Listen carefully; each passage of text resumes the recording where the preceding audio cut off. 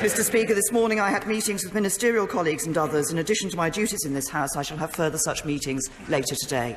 Layla Moran. Thank you, Mr. Speaker. I'd like to echo the Prime Minister's words of sympathy for the families, but especially the children affected by Hurricane Irma.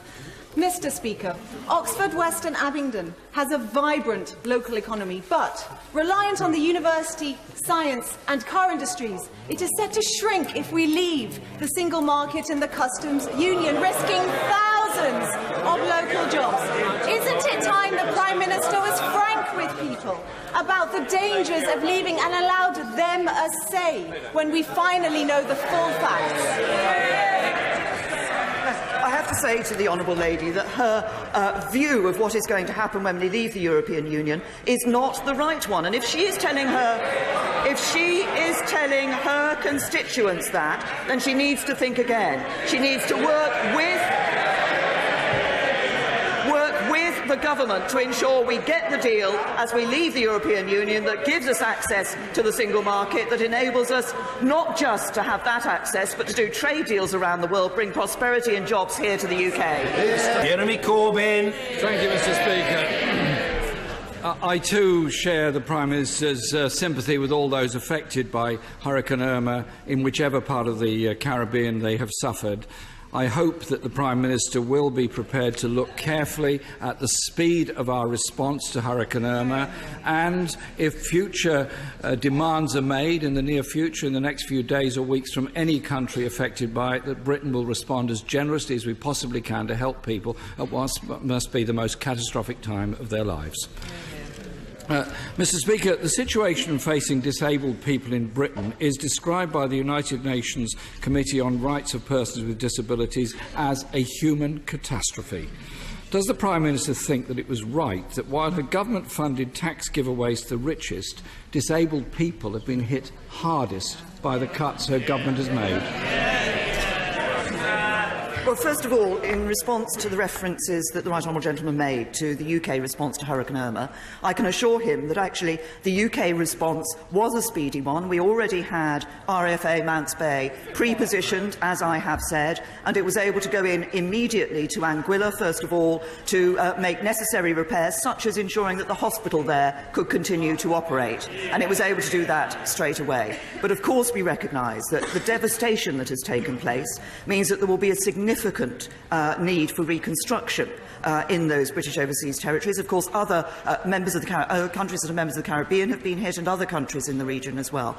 But we will be obviously looking. There will be a point at which it's right to start the reconstruction work, and of course we will be working with our overseas territories to ensure that we are able to see those countries actually brought to life once again, and people able to have an economy and a good life there. In relation to the questions about disabled people, I have to say to the Right Honourable Gentleman that over the time that we have been in government, we have been seeing more disabled people get into the workplace. We have focused, crucially, we have focused the support we're giving to disabled people on those who are most in need, and we have increased the amount of support that is being given overall to disabled people. So again, the picture that he presents is not a fair one. Jeremy Corbyn.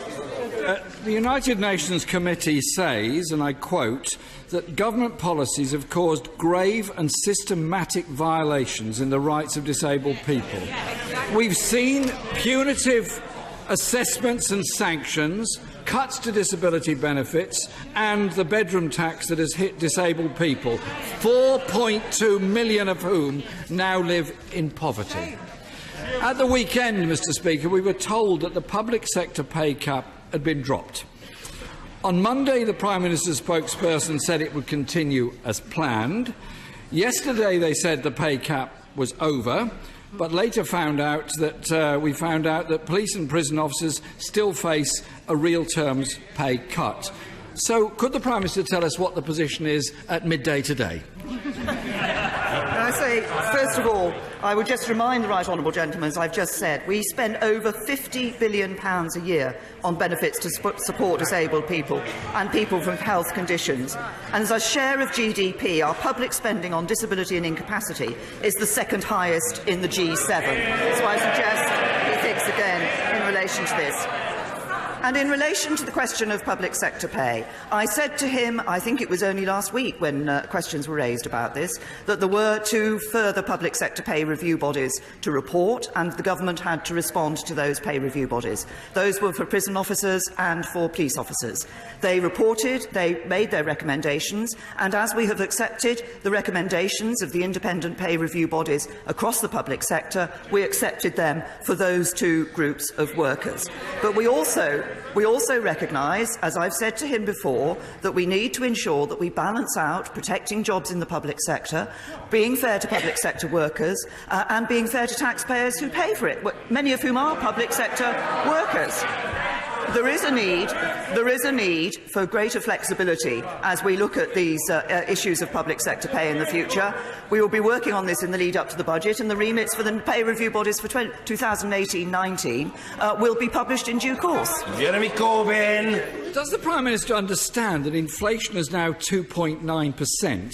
Anything less means that dedicated public servants are worse off again, and they've been made worse off every year for the past 7 years. Yesterday, the Prison Officers Association weren't impressed either with the 1.7% offer, saying it's a pay cut, it's not acceptable. We discovered, Mr Speaker, that they have been offered, the police as well, a slightly smaller real terms cut in their incomes. Came the news that this will be funded by more service cuts. Can the Prime Minister guarantee no more police or prison officers will be lost as a result of the decisions she has made this week? What the Right Honourable Gentleman fails to remind people is that these pay review bodies, who have reported and recommended these sums of pay, are independent bodies. They make a recommendation to the government, and the government has taken those recommendations. But he's also failed to mention 1 or 2 other things. He's failed to mention the automatic pay increases over and above the 1% that many public sector workers get. Indeed, a calculation suggests that a new police officer in 2010, thanks to progression pay and annual basic salary increases and the increase in the personal allowance that is a tax cut for people, have actually seen an increase in their pay of over £9,000 since 2010, a real terms increase of 32%. Jeremy Corbyn. Mr Speaker, there are 20,000... Far too much noise in the chamber. We'll get through all the questions, however long it takes, but it's just a bit tedious if it's disrupted by excessive noise. Mr Jeremy Corbyn. Thank you, Mr Speaker.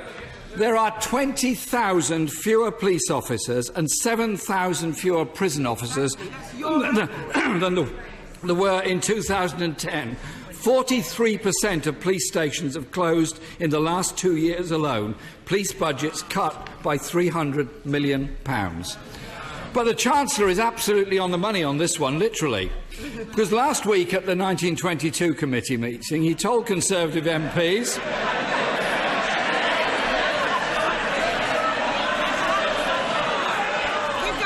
He told Conservative MPs, look at us, no mortgage, everybody with a pension, never had more money in the current account. A Conservative Prime Minister once told Britain, you've never had it so good.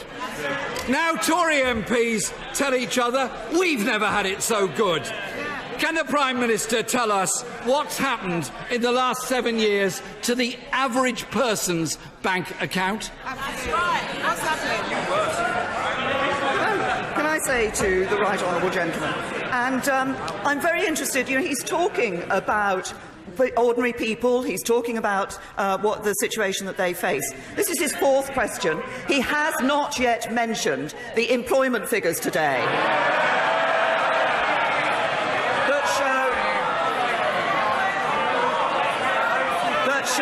That show unemployment at lowest levels since the mid-1970s. And employment, people in work, people taking home a wage, a salary to support their families at record levels, the highest level since records began. Jeremy Corbyn. The only problem is more people in work are in poverty than ever before. More are in insecure work, more relying on tax credits and housing benefit to make ends meet. Consumer debt rising by 10% as wages are falling. Household savings lower than at any time for the past 50 years. That is the Conservative legacy. Mr. Speaker, a young woman called Aisha wrote to me last week, and she says, I have recently graduated from university with a hefty amount of debt on my head. However, and she goes on, Mr. Speaker, I cannot understand why Conservative MPs don't want to listen to this question. I really can't. However, I will persist. However, she goes on, I am scared about the futures of other young people. People have always dreamed of being a nurse, no longer want to train to become one. Her government, with the support of the Lib Dems, trebled tuition fees. Will the Prime Minister take the opportunity this afternoon to vote against another Tory hike in student fees? Well, I have to say to the right honourable gentleman, once again, there are a few things about people's circumstances that he has failed to mention. Things that the government has done, taking 30 million, giving a tax cut to 30 million people. That means for a basic rate taxpayer, £1,000 more in their pockets. That's what sound management of the economy by a Conservative government delivers for people. But the right honourable gentleman talks. About delivering for students. Let's talk about delivery. Let's talk about promises that are made. He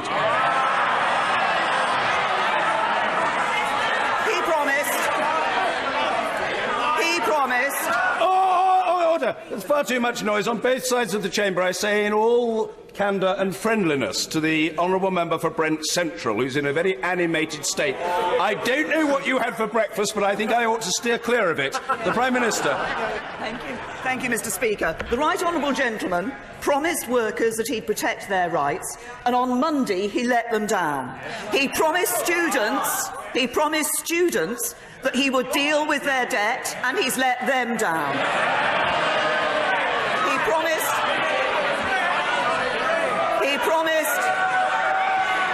He promised the British people that he would support Trident, and he's let them down. And he promised voters he'd deliver on Brexit, and he's let them down. What people know is that it's only the Conservatives that deliver a better Britain. Mr. Speaker, the Institute of Fiscal Studies reports that English graduates have the highest student debts anywhere in the world. Poorest students now graduating with an average debt of £57,000. Who is responsible but her party and the Liberal Democrats of that situation? Mr. Speaker, we're in the middle of an economic slowdown. The OBR says there is a growing risk of recession under her watch. Growth is slowing, productivity worsening, wages falling, jobs becoming more insecure, personal debt increasing, saving levels falling, and homelessness rising all over the country. And it's forecast that by the end of this Parliament, 5 million children in this country, the fifth richest country in the world, will be living in poverty. Isn't it true that not only is our economy at breaking point, but for many people it's already broken as they face up to the poverty imposed by this government? Can I just say to the right honourable gentleman, yet again, he has failed to mention on student fees. Who was it who introduced tuition fees? It was the Labour Party that introduced tuition fees. But let's look at what has happened. Let's look at what has happened in our economy. What do we see? Record levels of direct investment in the British economy. Firms investing in this country because they believe in the future of this country. What we also see from the employment figures today, more people in work than ever before. We see more women in work. We see more 16 to 24-year-olds in work or in full-time education than we've seen before. That's what you get with a strong economy. And what do we know? And what do the people know? That the Labour Party, with its high debt, its high taxes, its fewer jobs, Labour Party would only destroy our economy as they did last time. We had to sort it out. The only people who pay the price for the Labour Party are ordinary working families. Ian Blackford. Thank you, Mr. Speaker. Since 2007, annual real wage growth in the OECD has been an average of 6.4%. Can the Prime Minister explain to the House how the UK has measured up over the same period? I think it might be quite interesting for the honourable gentleman to tell the House about the economy in Scotland, which is, I seem to recall that the economy in Scotland is not doing as well as the... Order! The honourable gentleman member in Helion and Yar shouldn't yell from a sedentary position. I have been doing my best to nurture the honourable gentleman's rise to statesmanship, but he thwarts me at every turn. At every turn. Calm, repose, the statesmanlike behaviour of the Father of the House would be more appropriate. The Prime Minister.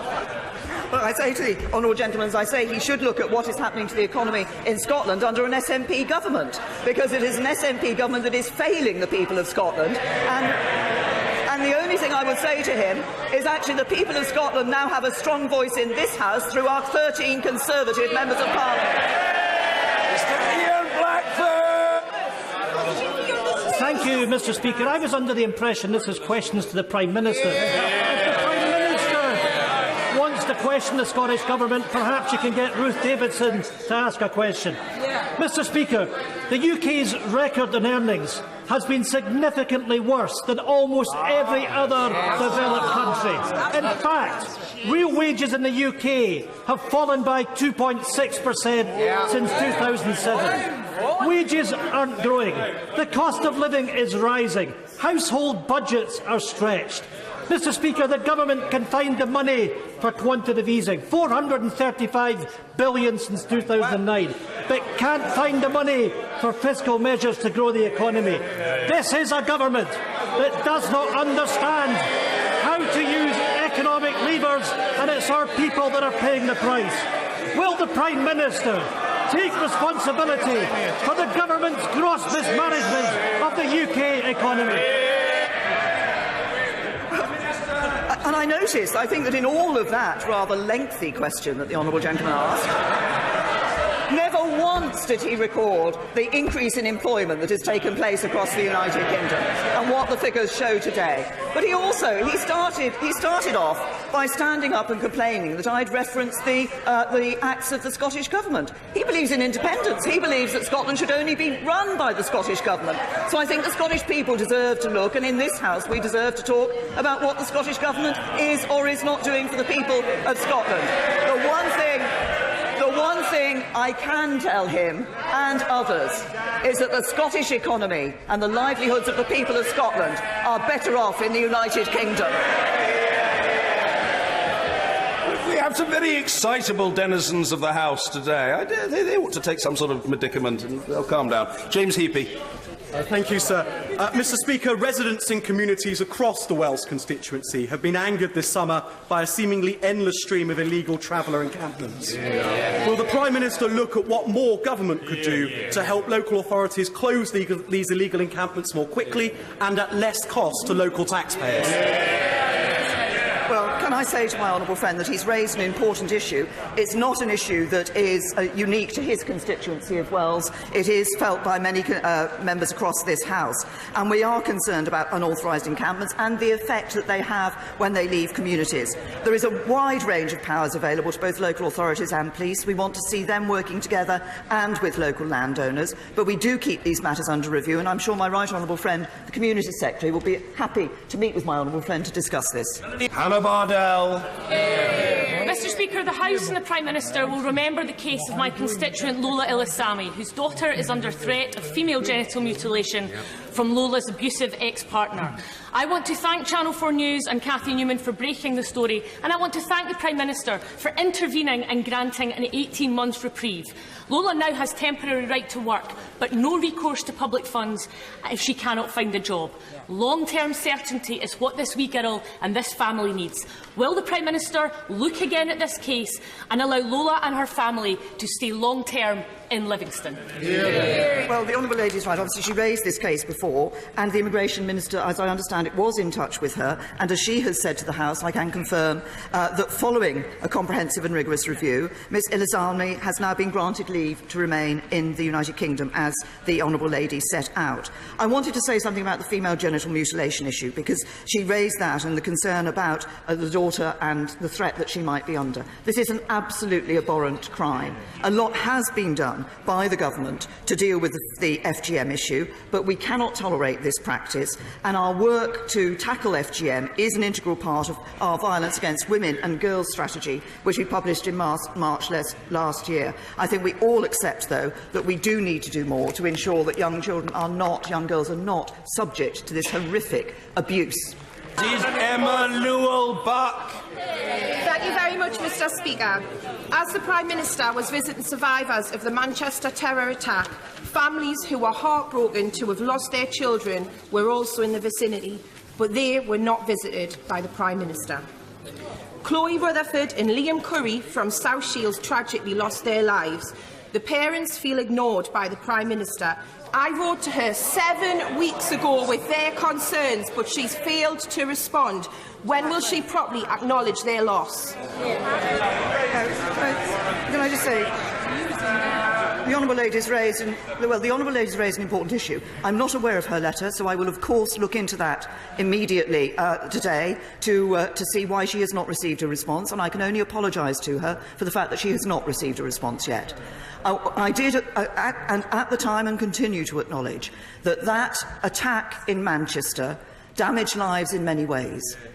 Those who were injured and who may be living with the consequences of their injuries, those who lost loved ones, who lost relatives, who lost friends, will be affected by it. And of course, there are those lives that were sadly cut short at all too young an age.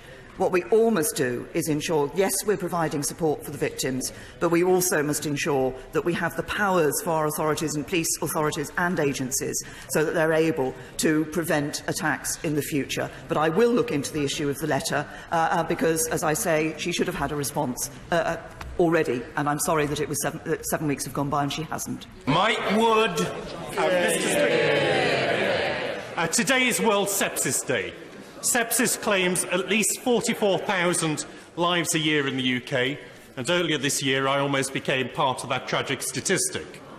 Will the Prime Minister look at what more the government could be doing to support awareness-raising programmes so that we can catch sepsis more quickly, treat it more effectively and save more lives?